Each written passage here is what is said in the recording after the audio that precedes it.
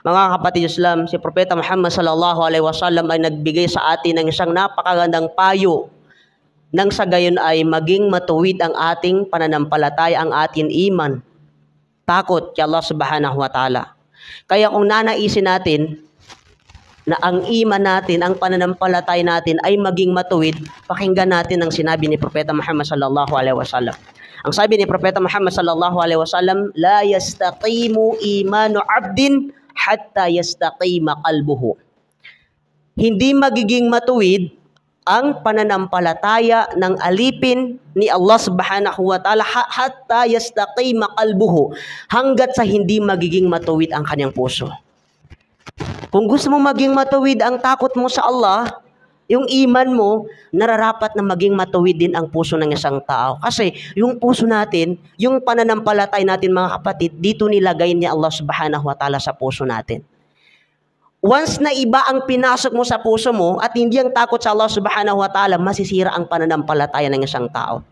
Pero kung ang isang tao ay pinasok niya sa kanyang puso, ang pagiging matuwid niya, sa takot niya kay Allah subhanahu wa ta'ala ay magiging matuwid ang kanyang pananampalataya. Wala yastaqimu qalbuhu hatta yastaqima lisanuhu. At hindi rin magiging matuwid, sabi ni Propeta Muhammad sallallahu alaihi wasallam, ang puso ng isang tao hanggat sa hindi magiging matuwid ang kanyang dila. Subhanallah. Ibig sabihin mga kapatid, nagsisimula sa dila natin. Yun ang paraan mga kapatid na payo sa atin ni Propeta Muhammad sallallahu alaihi wasallam. Kung nanaisin natin na maging matuwid ang ating pananampalataya, dapat na maging matuwid ang puso natin. At hindi maging matuwid ang puso natin hanggat hindi aayusin ng isang tao ang kanyang pananalita. Sa papanong paraan?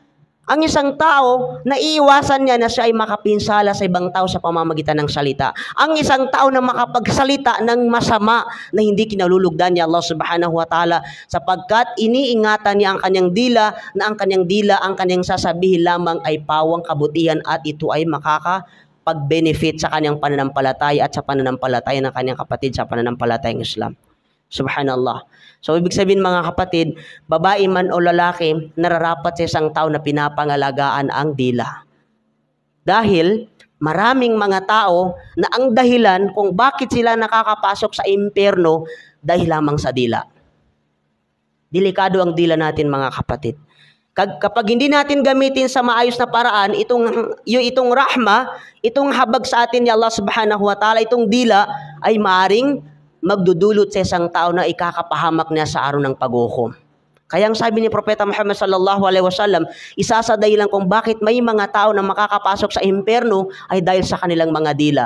Yun yung matalas na dila sa mga masasamang pananalita. Yan yung dila na ang lumalabas lang sa kanyang bibig ay mga masasamang bagay. Kaya kung gusto mo malaman kung paano mo ingatan yun mga kapatid, tanungin mo ang sarili mo, sa loob ng 24 oras, gaano karami lumalabas sa iyong bibig ang mga mabubuting salita? Napakadaling alamin, no?